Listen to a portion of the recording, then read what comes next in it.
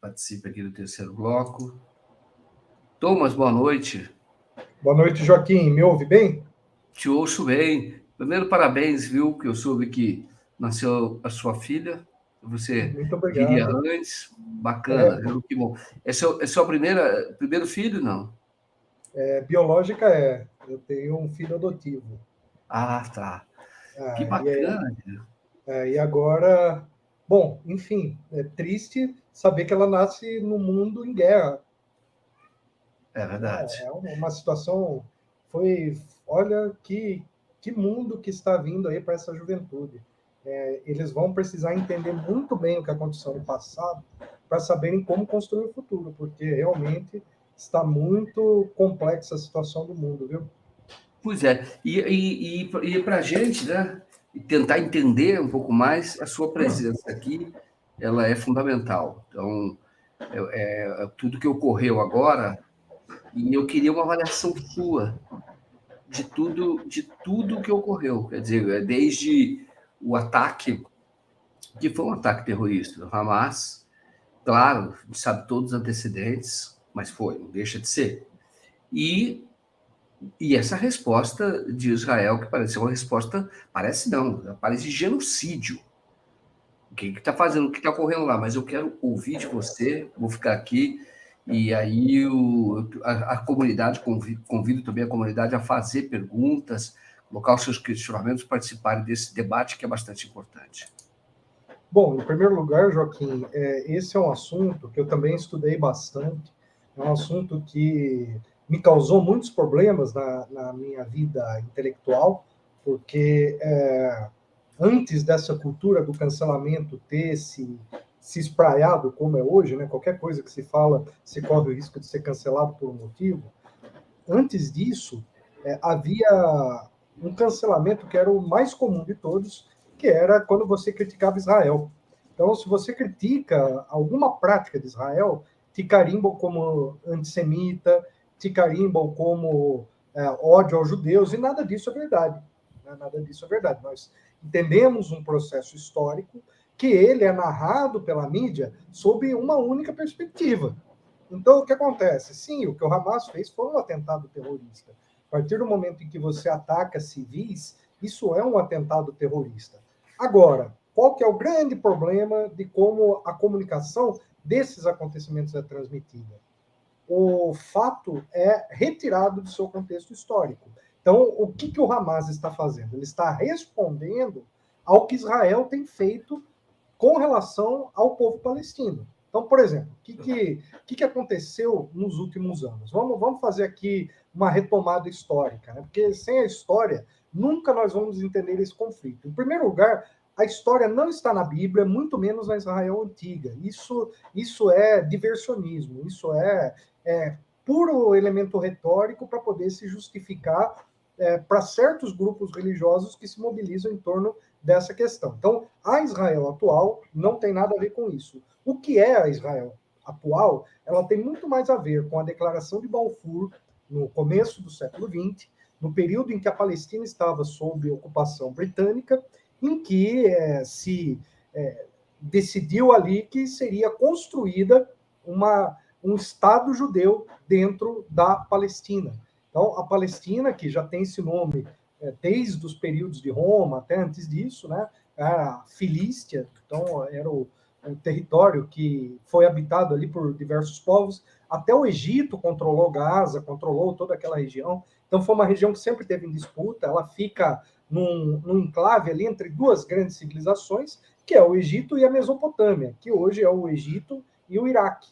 Né? E depois, além de tudo, tem a fronteira ali com a Síria, com a Jordânia. Então, no século XX, nós tivemos uma série de acontecimentos que foram levando a essa questão. Primeiro que o movimento sionista, que é um movimento que pregava a construção de um país judaico,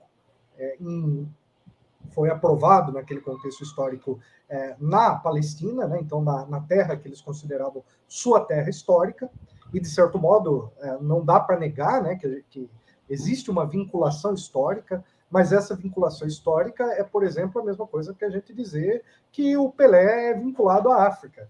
Né? Então, é uma coisa de muito tempo, de muitos ancestrais, e muito mais mítica, porque, de fato, quem habitava aquela região eram palestinos. E palestinos, eles são, na sua maioria, muçulmanos, mas há cristãos e judeus que também são palestinos. Então, esse é um primeiro recorte que a gente tem que fazer. Então, não se trata de um Estado que excluía, na verdade, não existia um Estado palestino, existia uma ocupação britânica. E os palestinos se revoltaram na década de 30 contra a ocupação britânica, e um movimento sionista começou a estimular os judeus a comprarem terras naquele lugar, até que finalmente houve a partilha da Palestina em 47 na ONU. O Brasil presidiu essa sessão com Oswaldo Aranha. Então, essa partilha da Palestina, ela faria naquela mesma região 2 estados, um estado palestino e um estado que seria um estado judaico, que escolheram o nome de Israel. Então, é nesse momento que começa, portanto, o conflito atual. Como que ele começa? Com a expulsão de cerca de 800 mil palestinos das suas casas para estabelecer o Estado de Israel. Então, imagine o seguinte, os palestinos viviam ali em aldeias rurais, de repente chega um pessoal e fala, a ONU aprovou que o seu território agora é meu. Primeira coisa que aquele palestino beduíno vai responder é o que é ONU? Porque eles viviam ali naquele mundo com atividades primárias, agricultores, pastores, e o Israel já chegou armado pelas potências internacionais. Naquela época, a União Soviética e os Estados Unidos disputavam o papel, a influência sobre Israel. Então, Israel sempre teve assim uma proximidade entre os dois, até pela questão de ter judeus em larga escala nesses 2 países. E aí nós vamos ter uma sequência de guerras. Né? Nós temos a Guerra de 56, que foi a Guerra de Suez. Nós temos a Guerra de 67, que é a Guerra dos 6 Dias. A Guerra de 73, que foi a Guerra de Yom Kippur, que agora ela fez 50 anos. E esses ataques ocorrem exatamente um dia depois do aniversário dessa Guerra de Yom Kippur, que foi o dia de Yom Kippur, que é o dia do perdão no calendário judaico.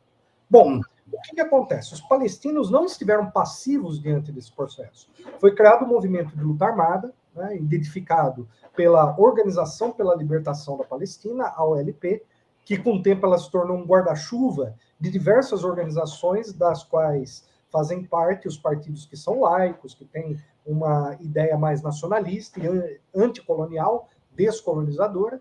E aí vale destacar o papel da liderança de Yasser Arafat. E aí nós vamos ter alguns eventos de lá para cá que foram muito marcantes. Por exemplo, a primeira intifada na década de 80. Então nós tivemos ali o massacre de Sabra Shatila, que é um campo de refugiados palestinos. E aí nós temos todo um movimento intifada, quer dizer, levante palestino contra a ocupação israelense. Então todo esse levante que ocorreu. E sempre a proporção era 3 palestinos para 1 israelense morto nessas intifadas. Israel contava corpos. Em geral, descontava em civis por serem alvos mais fáceis e que causassem maior comoção do outro lado. Isso foi uma característica. Bom, depois nós temos, em 93, os acordos de Oslo, assinados entre o então presidente da autoridade palestina, que foi criada, né, Yasser Arafat. Então, ele era do partido Fatah, que pertencia ao LP e que formou a Autoridade Nacional Palestina. E junto dele, houve uma assinatura de um acordo com o ministro trabalhista israelense Isaac Rabin. Só que Isaac Rabin foi assassinado por um judeu ultra-ortodoxo que era contra o acordo de paz com os palestinos. E aí o resultado foi uma tragédia, porque no ano de 2000 nós tivemos o início da chamada Segunda Intifada. E aí nós vamos ter todo um processo que vai culminar com os palestinos adotando o terrorismo enquanto método de luta. E isso são grupos específicos, não são todos os palestinos. Quem adotou isso? Os grupos de viés religiosos. No caso, Hamas, Jihad Islâmica e algumas outras vertentes aí que se associam a um ideário religioso e menos nacionalista e mais religioso.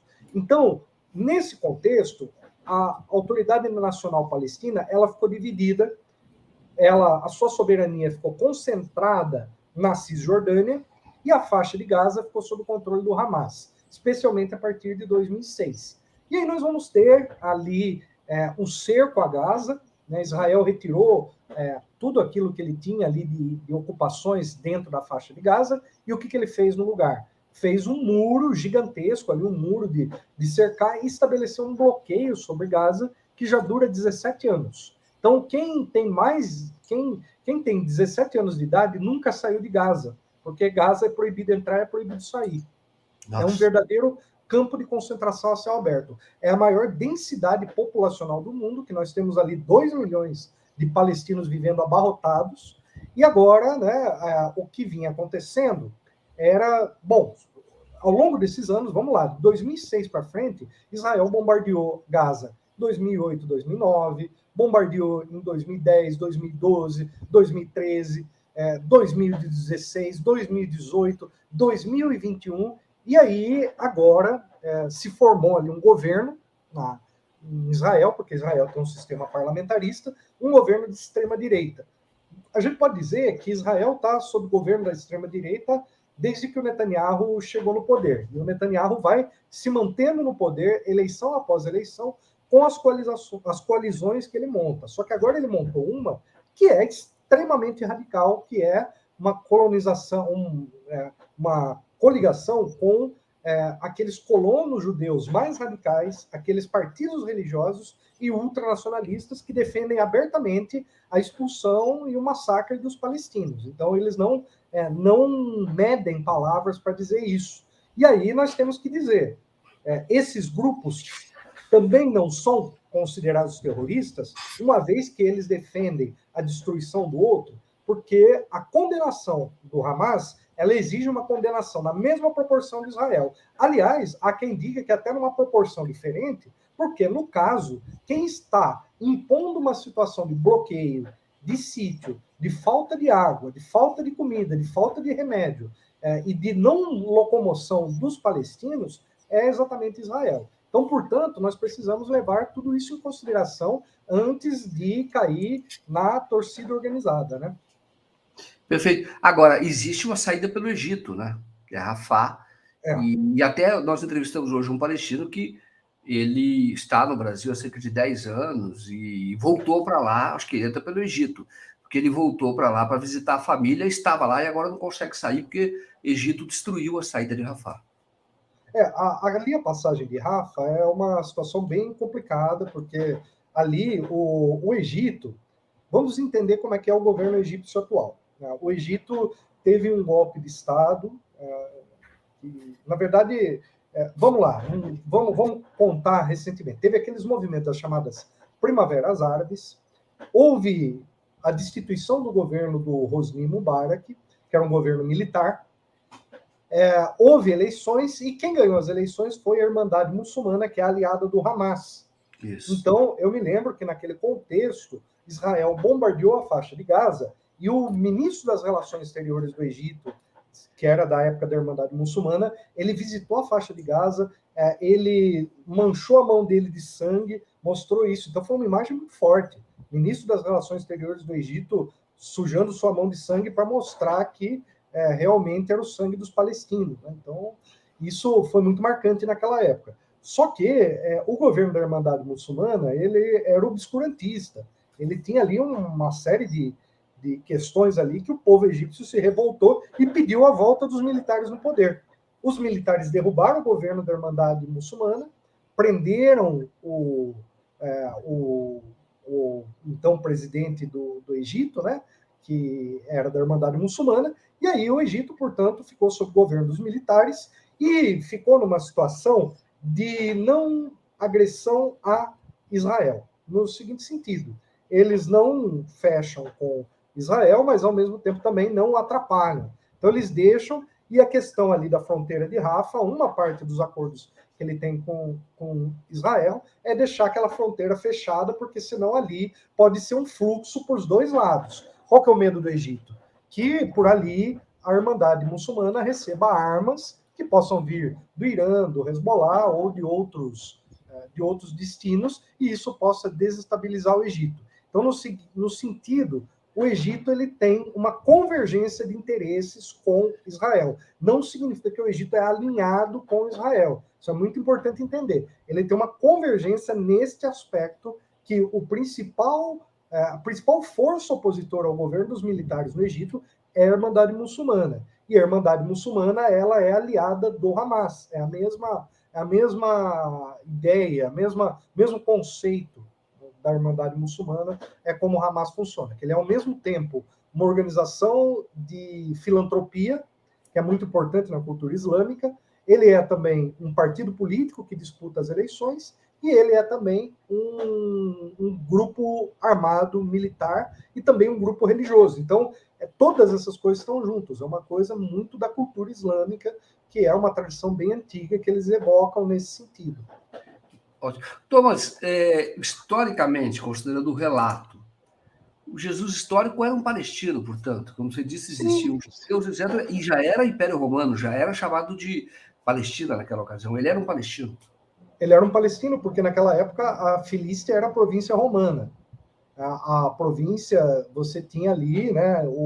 Você teve historicamente o reino de Israel e o reino de Judá, apesar de não haver evidências arqueológicas de que o reino de Judá tenha existido. Mas o reino de Israel existiu, ele foi um reino efêmero, ele não foi algo assim gigantesco, forte, como é descrito na Bíblia. O que a arqueologia mostra é que foi uma coisa bem passageira, pequena, de pequenas dimensões, mas que a cultura que vai se formar após o exílio dos judeus na Babilônia vai reivindicar esse passado, e esse passado vai servir como base para construir uma nova religião e um novo reino. Então, quando Roma conquista a Palestina, quando Roma, então, passa a dominar aquela região, então tem uma série de levantes judeus ali. E Jesus, a religião de Jesus era judaica, mas quando Jesus nasceu, não existia mais há séculos o reino de Israel. Então, Jesus, podemos dizer que sim, ele era palestino, porque ele nasceu se não me engano, naquela época, porque foi mudando o nome ali, né? Filístia, Judéia, Cananeia. Cananeia era bem antes, né? Canaã, no caso, né? Bem antes. Mas tem uma coisa que eu acho que é muito importante a gente mencionar. Teoricamente, ele dá para localizar em cima, que seria no norte, que seria do Lago de Gerizaré, ali em cima, porque seria o norte, que seria perto do Líbano, né? Seria abaixo do sul do Líbano, e que seria, naquela ocasião, seria uma região até pobre, porque há um relato bíblico que diz: como é que esse cara pode ser o Messias? O que pode vir de bom de Nazaré, que era a província ali, a Galileia, na verdade, né? Que era a cidade de Nazaré. É isso. A Galileia, exatamente. O curioso que a gente pode ver com relação à figura de Jesus, que ele está num momento ali em que você tem ali um domínio de Herodes, ali, que foi um governador muito presente ali, tanto que ele reconstrói o templo dos judeus ali, né, o templo de Salomão, que é o primeiro templo de Salomão, o segundo templo de Zorobabel, e o terceiro templo é o templo de Herodes, né?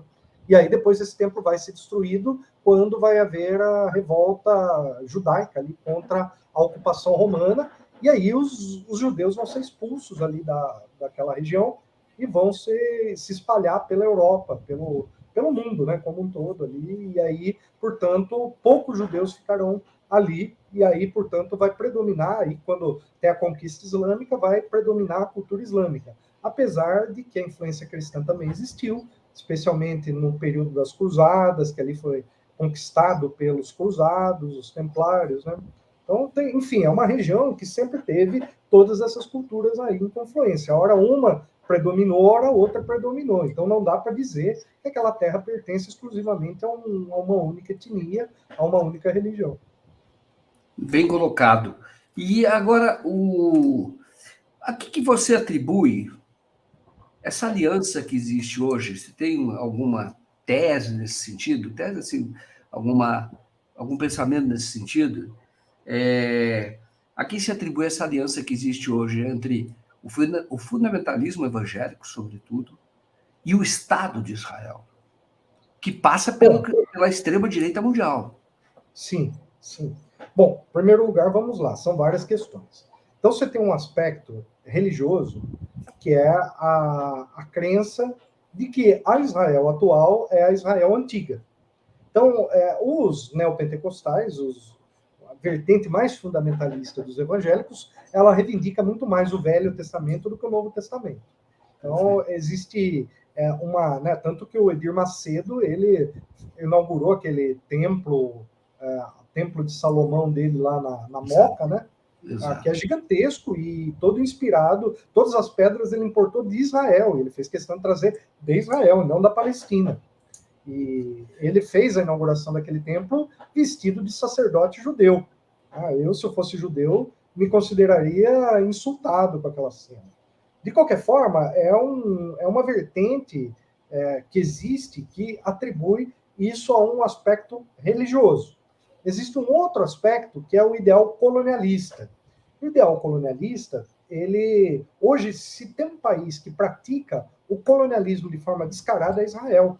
Israel faz o que os Estados Unidos fizeram com seus índios. Né? Israel expulsa eles das suas terras, Israel conquista suas terras, cerca eles em reservas e depois que cercou todo ao redor, expulsa eles mais ainda. Então, o processo de colonização da América do Norte pelos Estados Unidos é emulado por Israel no século XXI. Então, é muito parecido esse tipo de característica. Da mesma forma que os europeus também olham para Israel e se veem como semelhantes. Por quê?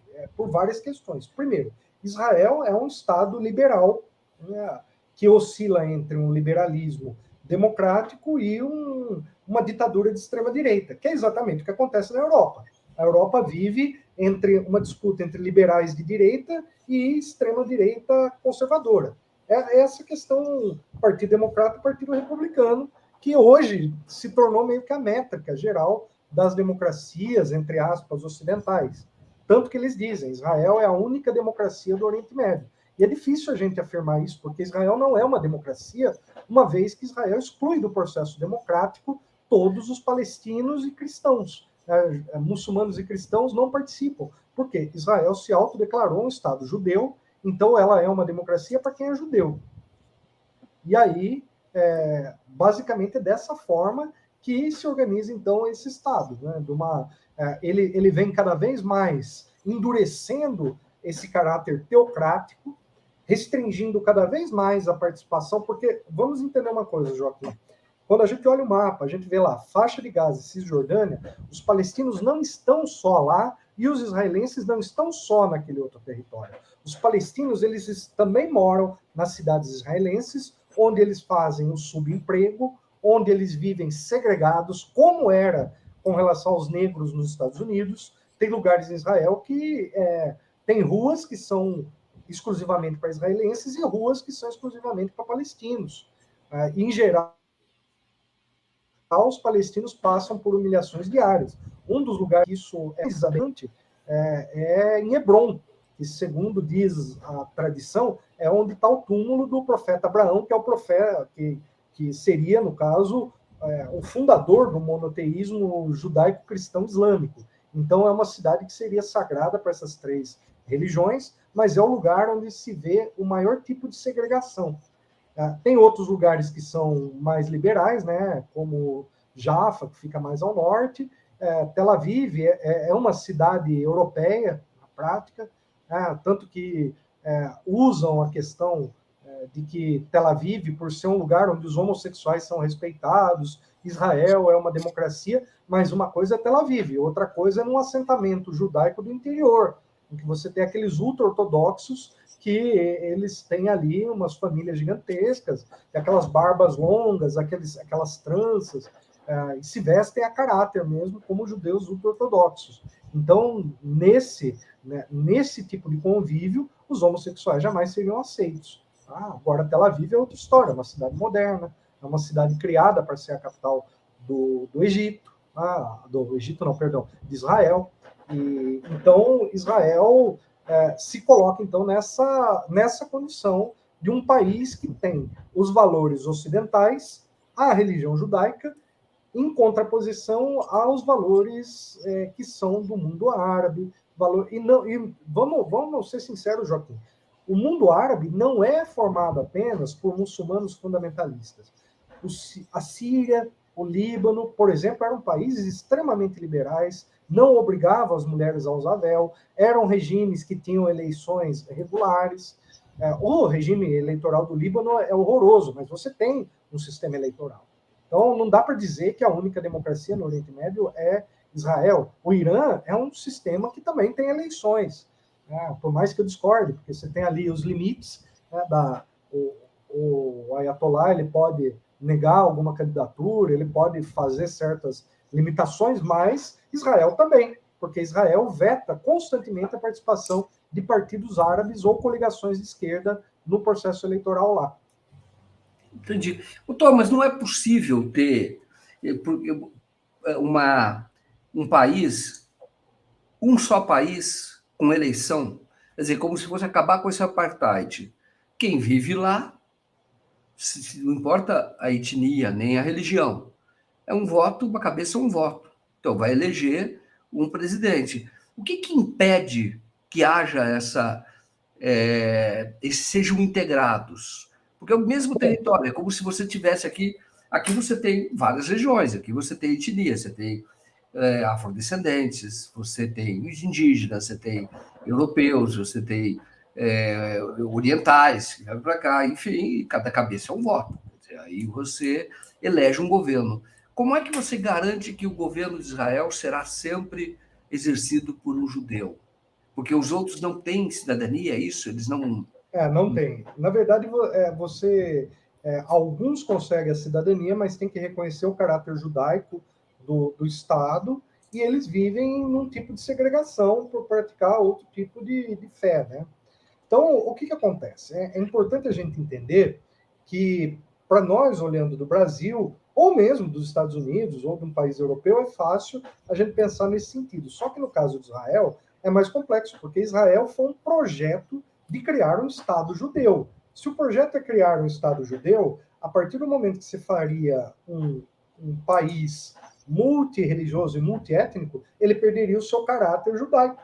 Portanto, ele deixaria de ter sentido de existência. Então, se tivesse um único país, ele não poderia sequer chamar Israel. Ele teria que mudar de nome. E a elite israelense, que tem um dos maiores exércitos do mundo, que tem uma força bélica muito completa, tem o apoio incondicional dos Estados Unidos, dos países europeus, não interessa para eles simplesmente isso, né? Então, para eles estão no comando, eles têm as armas, eles têm o poder, eles têm o dinheiro. Então, para que eles vão recuar de uma coisa que, para eles, é muito mais prático tirar os palestinos do território, nem que isso seja feito a longo prazo, que é o que está acontecendo, e aí aquilo fica um país exclusivamente para judeus. Quando a gente fala agora, lembrando que é claro que quando o Estado de Israel foi criado, era um outro movimento.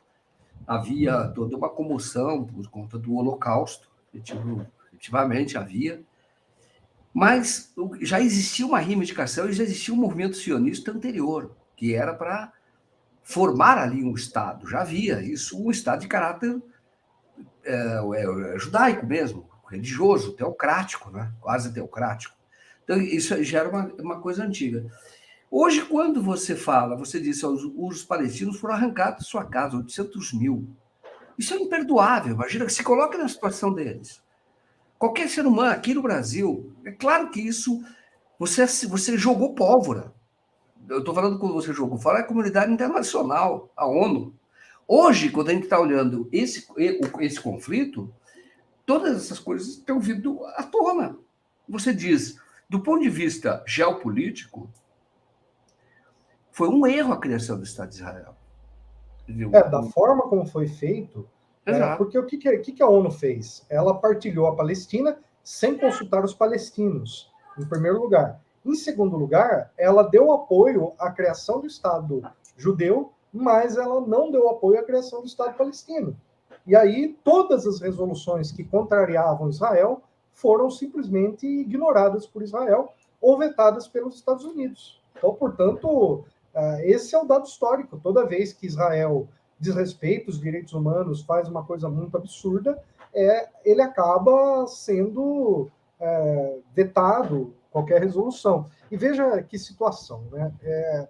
A Rússia está preocupada com seus próprios problemas. A Rússia, ela quer... Primeiro que assim, você tem uma influência de certos setores judaicos, até israelenses, na política russa, porque a Rússia sempre foi um país que teve muito judeu. Da mesma forma, você tem nos Estados Unidos. Então, a Rússia trata a questão da Palestina com menos, como é que eu posso dizer, envolvimento do que se esperaria, por exemplo, dela. Na época da União Soviética, a União Soviética se envolvia mais, porque a libertação da Palestina fazia parte de todo o movimento de descolonização que ela apoiava. Com relação à China, a China ela gostaria de que aquela região estivesse pacificada por uma coisa muito simples. Ela quer que Israel faça parte da Rota da Seda, porque ela vê grandes possibilidades de negócio.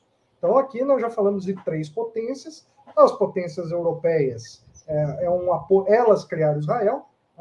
O acordo Sykes-Picot é um acordo entre França e Inglaterra. Então, esse acordo, de certo modo, eles ainda mantêm essa responsabilidade. A França ainda é um país colonialista, principalmente no caso africano. E aí, os outros países árabes, de certo modo, não podem mais ajudar. Quem ajudava a causa palestina? Saddam Hussein, não existe mais no mundo dos vivos. Muammar Gaddafi, não existe mais no mundo dos vivos. A Síria está completamente devastada pela guerra. O Líbano está dividido. Quem apoia ali, principalmente, é o Hezbollah, mas o Hezbollah ele não apoia o Fatah, ele apoia o Hamas. Então, os palestinos estão divididos, não apenas geograficamente, mas politicamente. E, além disso, o Egito ele não tem hoje um parceiro na Palestina como no passado teve. Então, portanto, para o Egito é melhor ele ficar em paz com Israel, até porque Israel devolveu o Sinai para o Egito após 11 anos de ocupação, e aí o Egito meio que tem um acordo ali de não agressão, né? Então, não cause problema para nós, que nós não causamos problema para vocês. A Arábia Saudita, Emirados Árabes e Omã estavam agora no processo de fazer lá a aproximação de reconhecer Israel. Então, um dos motivos que levou o Hamas a fazer esses ataques era exatamente para evitar com que a Arábia Saudita fizesse esse acordo de reconhecimento. O Irã, ele apoia o Hamas, mas o Irã trata o Hamas meio que como um peão para os seus interesses. E aí o que acontece com os palestinos? Os palestinos estão divididos, eles estão sem uma liderança. Uns palestinos defendem ainda a solução de 2 estados, outros defendem a criação do único estado multinacional, e essa divisão ela se manifesta no resultado. Os palestinos não conseguem ter uma voz que represente eles. Hoje eles não têm uma grande liderança como teve o Arafat no passado. Quando tratam o Hamas como terrorista, acabam por considerá-lo como alguém que você não pode nem dialogar, porque existe aquela famosa frase que um dia terrorista não se dialoga, se destrói. E aí Israel usa isso para continuar com a limpeza étnica. Por quê? Israel não faz distinção entre o que é o Hamas e o que é a população civil. Ao contrário, Israel fala que o Hamas usa a população civil como escudo humano, e nós sabemos que isso é pura retórica.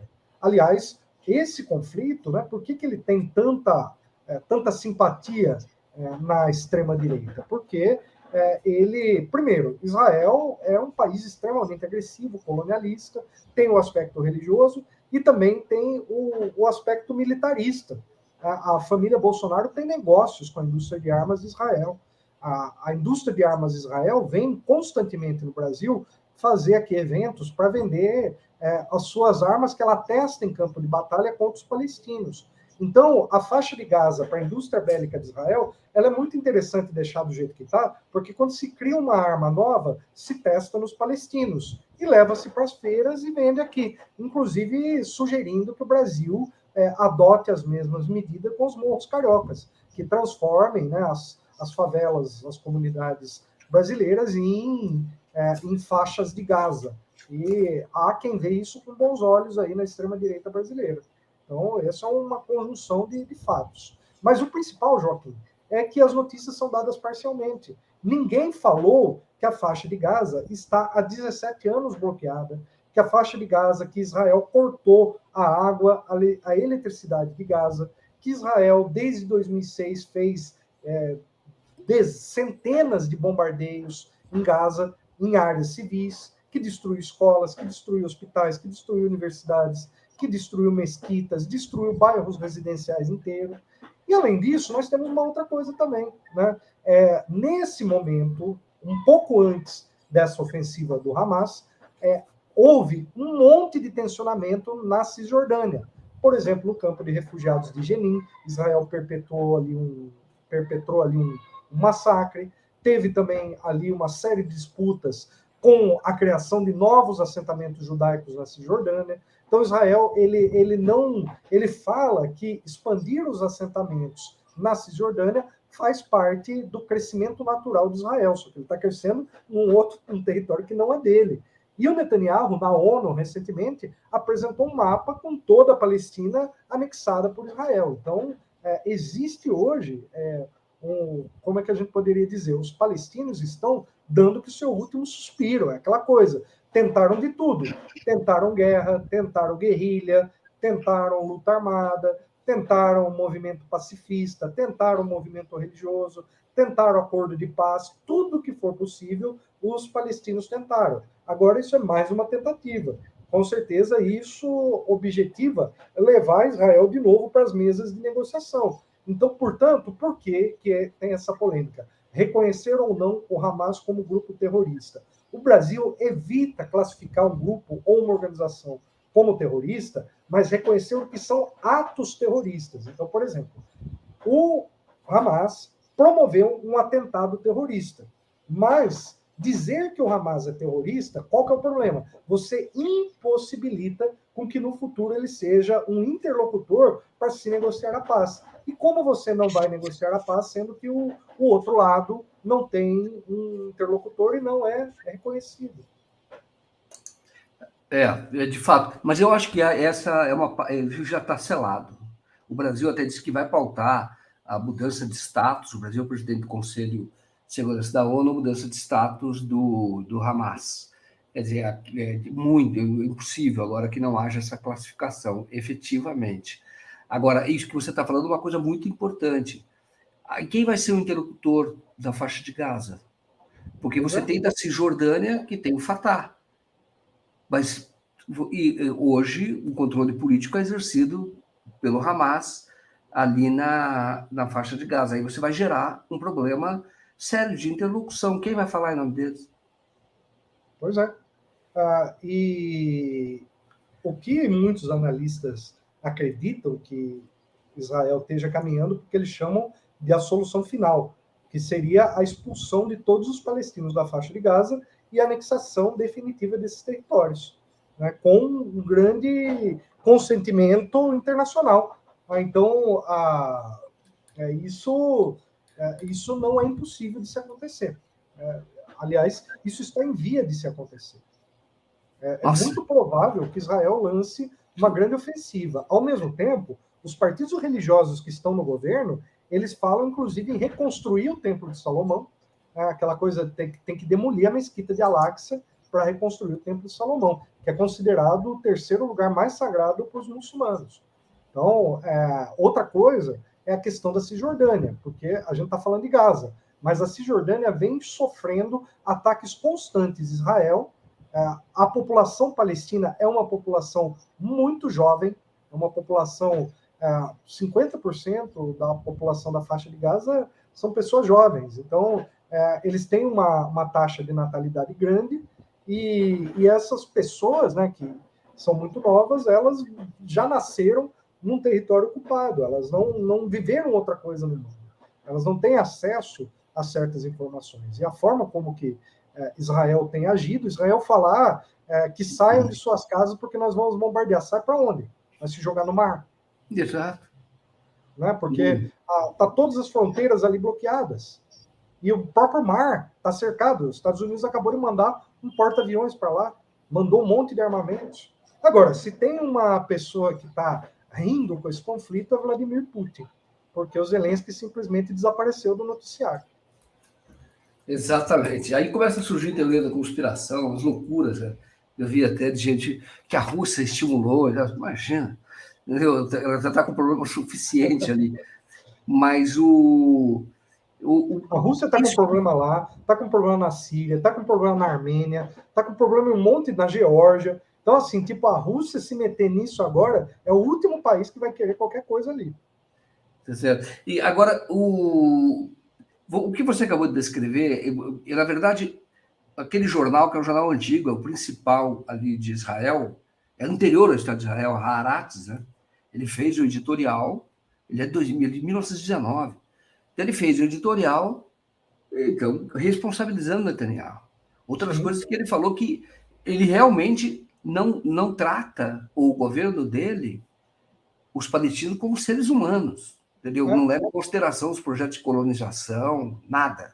Então, até eu achei forte demais o editorial, o veículo judaico, e ele falando que ele acha que o Netanyahu e o governo cita 2 ministros lá, um deles é da defesa, que, na verdade, eles não dão a mínima para que seja Palestina, não querem resolver o problema, como você indicou. Parece ser um exagero, porque eu vi, por exemplo, tem gente que fala que pode ser um exagero. Não é que testa arma de Palestina no tempo de fuzilar, é que esses conflitos usam essas armas e testam a eficiência dessas armas, não é isso? Então, quando você olha para o resultado, você diz assim, realmente parece haver uma política de essas pessoas vão ter que desaparecer daqui. Não sei como farão isso, mas hoje o que nós estamos assistindo pela televisão, assistindo o cotidiano, isso é inaceitável.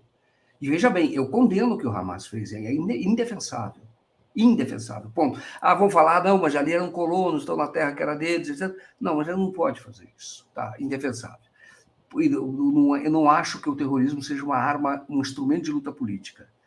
Claro que você vai considerar que tem tanto tempo eles só estão sofrendo, mas não pode atacar civis, na minha visão, não. Eu vou manter essa posição sempre. É claro que tudo gera um resultado. Hoje gerou um resultado que a gente está entendendo melhor tudo o que ocorre lá e a situação de Israel está ficando insustentável e indefensável em alguns pontos. E agora, por exemplo, no que estão falando, quando você fala dessa limpeza étnica, dessa anexação do território sem palestino, quando você está falando isso, porque na verdade o território já está ali, é deles o território. Se você olhar bem, não é que é deles. Israel fecha tudo porque tem comando de tudo ali. Até pouco tempo atrás, 2006, que ocupava militarmente. Eu falo para você, quando você olha, você diz, parece que é isso mesmo. Eu digo, e nós vamos concordar com isso? Claro, eu cresci vendo filmes, todos nós, de Holocausto. Um horror o que ocorreu. Indefensável. Agora a gente está vendo algo equivalente, né, ocorrendo, e você vê Estados Unidos não se posicionam, Europa não se posiciona. Na verdade, se posiciona a favor de Israel. A favor de Israel, contra isso. Os palestinos, então, essa é a grande questão. Na verdade, os palestinos foram abandonados. Né? Ninguém mais se interessa pela causa palestina. Nenhuma potência hoje mais compra a briga dos palestinos. Então, assim, e para os países árabes que têm interesse em fazer negócios na região, a Palestina virou o bode na sala, né? Do tipo, poxa, né? Eu quero ganhar investimento desses israelenses aqui, expandir negócios, integrar o comércio, e esses palestinos aí não saem da frente. Né? Então, ou seja, os palestinos estão completamente isolados. O bombardeio midiático é muito pior do que o da Ucrânia. Né? O massacre de quem se posiciona em favor da Palestina, nos Estados Unidos, por exemplo, essa pessoa ela toma um cancelamento assim de proporções inimagináveis. A causa palestina hoje, se os palestinos forem derrotados, Israel estabelecer um Estado teocrático, judaico, em que os palestinos não habitem mais aquela terra, a gente vai ter que dizer que o colonialismo venceu. O colonialismo da sua forma mais cruel, mais brutal, e é o que você falou, o que foram os campos de concentração, nós estamos vendo um ao vivo. Né? Gaza é a maior prisão a céu aberto do mundo. O Thomas, eu ouvi o seguinte: o ministro da Defesa lá, Defesa de Israel, Yoav Galante, ele fez uma manifestação falando, olha, que iam continuar, que saíssem todos, que seria cortada a eletricidade, água, etc., porque estavam lutando contra animais. É isso. Eles Cara, chamam os de civis animais. de lá, porque ele tá atacando os civis, cortando água dos civis. É Agora eu isso. digo uma coisa para você.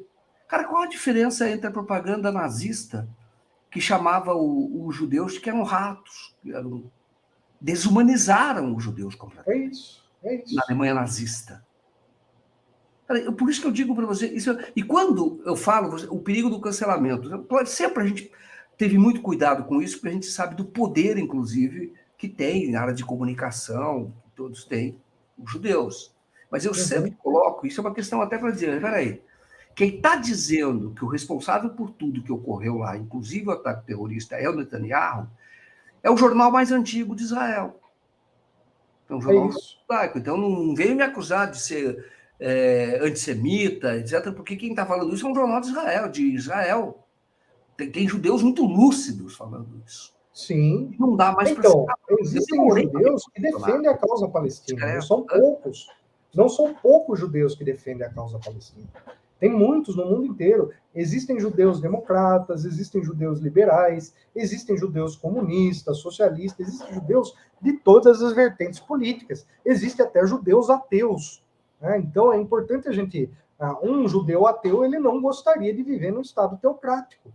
E é interessante a gente notar que essa diversidade do judaísmo ela também é isolada politicamente pela extrema-direita em Israel. Porque a extrema-direita ela consolidou o discurso da segurança, da defesa, e não adianta. Na hora que os palestinos atacam, os israelenses, por mais liberais que eles sejam, eles se unem para se defender. Então, e Israel usa toda uma linguagem, né, toda uma linguagem.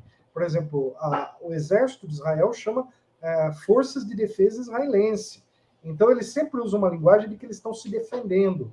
Então, por exemplo, eles não estão atacando a faixa de Gaza, eles não estão atacando civis, eles não estão atacando palestinos, eles estão atacando os terroristas que atacaram eles. Eles estão fazendo justiça, eles estão. Então, eles colocam isso e é muito complicado, porque a mídia, como a mídia convencional, ela simplesmente ignora a existência dos palestinos, parece que está todo mundo muito bem lá, está tudo quieto, não está acontecendo nada. De repente, os palestinos pegam e começam a atrapalhar a vida dos pobres judeus que estão ali simplesmente vivendo o seu cotidiano. É claro que aquelas pessoas que morreram na rave, que morreram nos atentados que o Hamas fez, isso é inaceitável, isso é terrorismo. Agora, a situação é que nós não podemos condenar um lado sem condenar o outro lado. Até porque o outro lado tem uma proporção de força muito maior, muito maior. E eu acho que assim as consequências desse ataque vão ser catastróficas, porque nós vamos a desproporção que tem é muito grande. Por mais que o Hamas hoje esteja melhor equipado, o Hamas não tem hoje força para enfrentar. E ao mesmo tempo a causa palestina ela está no momento assim de muito pouco apoio internacionalmente. Não tem estados apoiando a causa palestina. As organizações que apoiam a causa palestina sofrem um cancelamento, sofrem um silenciamento. Então, é realmente uma situação dramática que vive os palestinos. Eu não me assustaria se daqui a poucos anos não tiver mais palestinos vivendo naquele território. Aliás, a gente viu exatamente o que o Azerbaijão fez na República de Aksar ali na Armênia. Houve uma limpeza étnica. Eles simplesmente tiraram todos os armênios do território e sabe, a guerra da Ucrânia, esse fato na Armênia, já estão criando um ambiente internacional, né, de anexação de território, de limpeza étnica, esse tipo de coisa, que vai dando para Israel os argumentos para ele poder fazer o que ele sempre quis fazer, que seria a solução definitiva, a expulsão de todos os palestinos de sua terra. Eu vou dizer uma coisa para você. Hoje, teve um congressista americano que disse que o Egito avisou Israel 3 dias antes de que o evento dessa magnitude poderia ocorrer. Falou, o evento do gênero, é o que ele disse. Sabemos que, o nome dele é Michael McCall, sabemos que o Egito avisou os israelitas 3 dias antes de que o evento do gênero poderia ocorrer. Ele disse após uma reunião do Congresso dos Estados Unidos. Tá? Ele é o chefe da Comissão de Negócios Estrangeiros na Câmara dos Representantes. Ainda o Egito não se posicionou formalmente, pelo menos a notícia está aqui, Israel também não. Mas agora, eu não quero dar vazão à teoria da conspiração, mas a gente vendo do ponto de vista do resultado,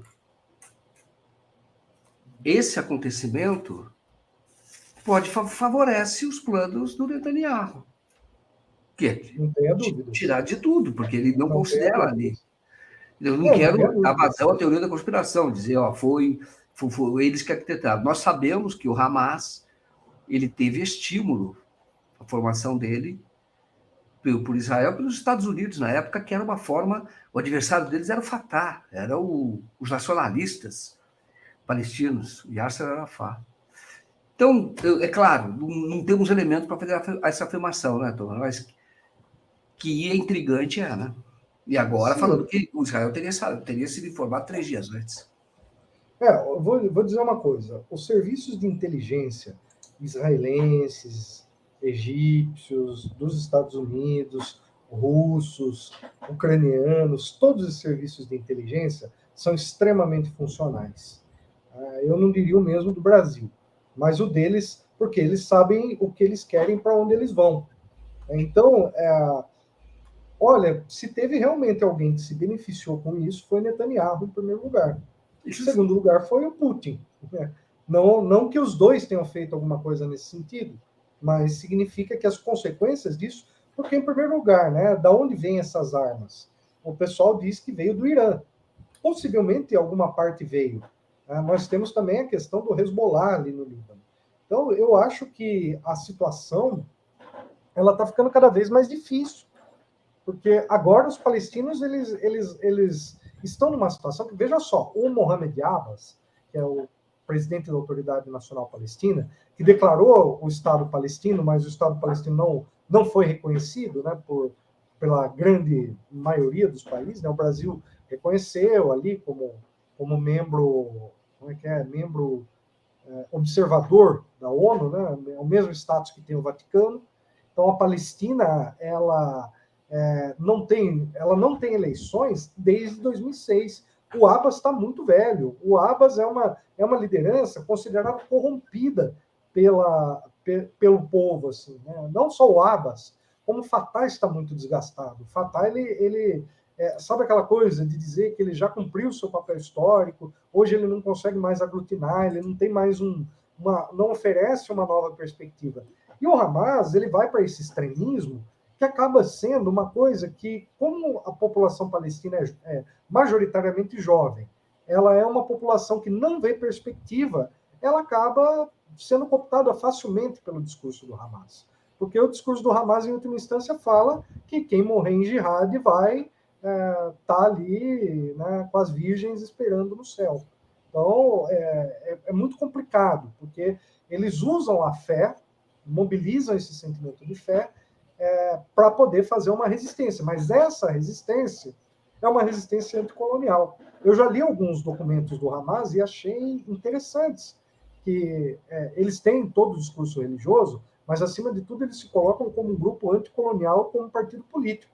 Então, é uma situação... E hoje, se tivesse... Por que não tem eleição desde 2006 na Cisjordânia? Porque provavelmente o Hamas, o Jihad Islâmica, ou uma coligação de partidos islâmicos venceria as eleições e tiraria o poder do Fatah, consequentemente esvaziaria a OLP e como resultado disso, esvaziaria todos os acordos de Oslo e a própria autoridade palestina, porque o projeto do Hamas é um projeto de um único Estado, né, que não seja...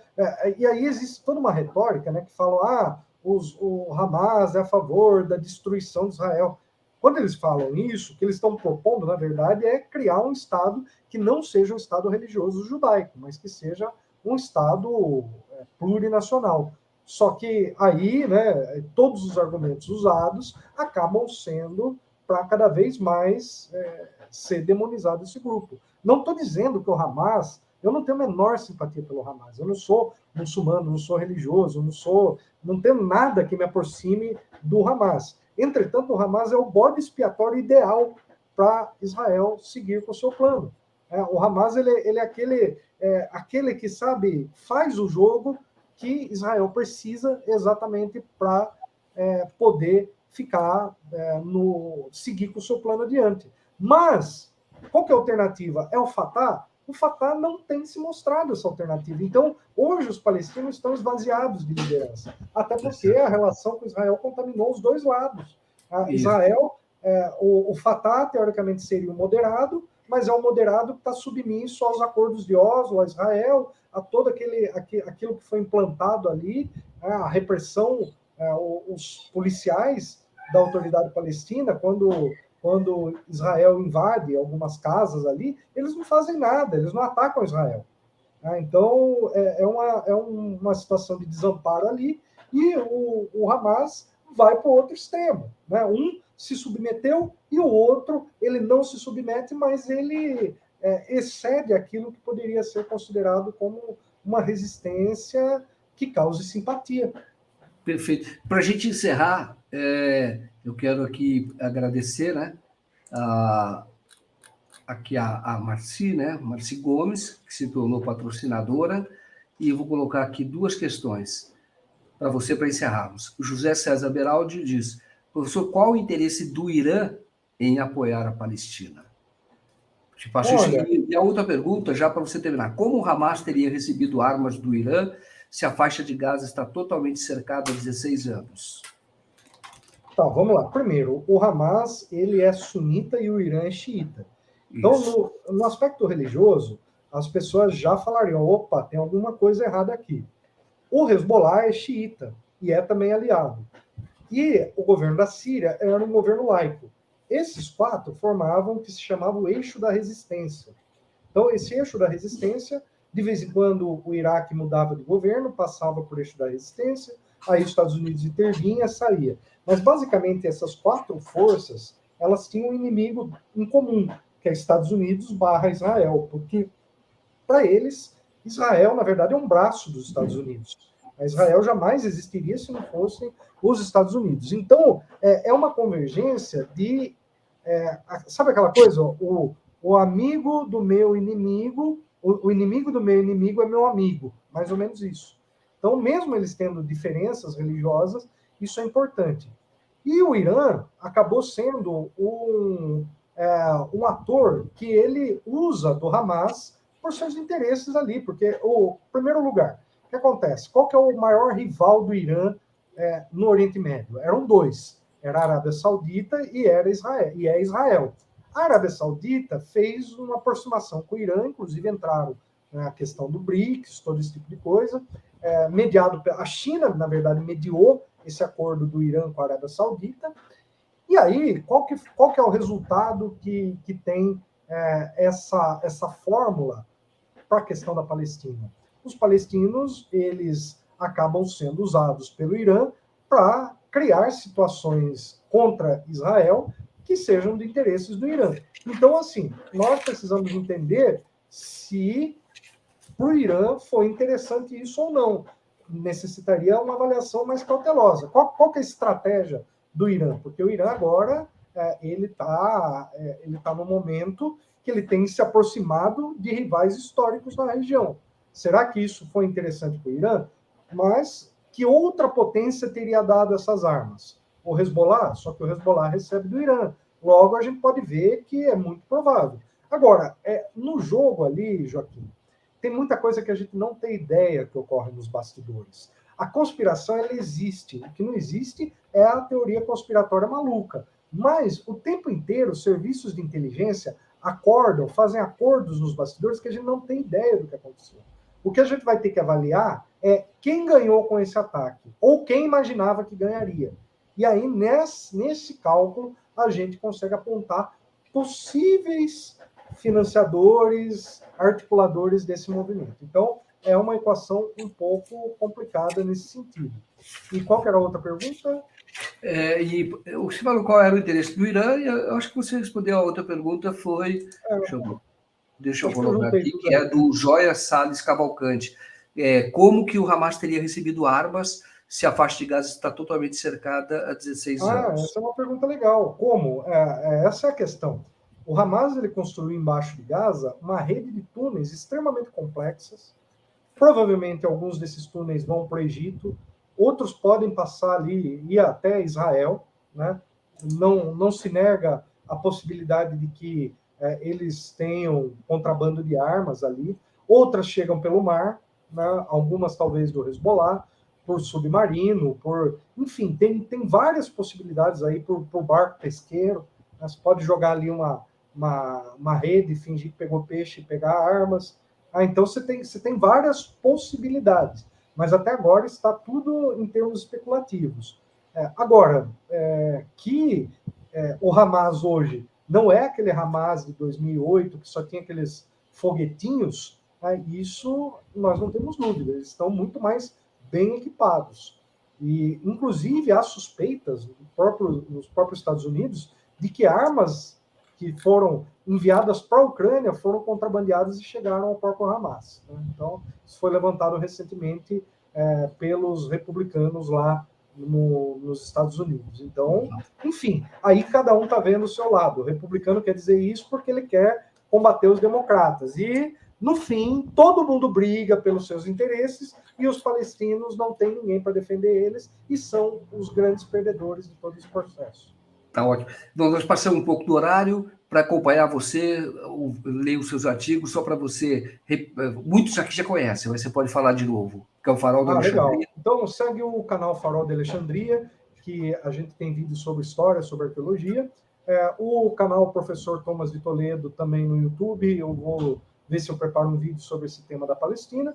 Podem também me seguir no Facebook, no Instagram. E estamos aí, né? Quando for possível, a gente volta aí para debater. Essa guerra vai longe, Joaquim. Infelizmente, não vai ser uma coisa tão rápida, a não ser que se forme uma condição aí muito complexa para poder segurar Israel e os apoiadores dele.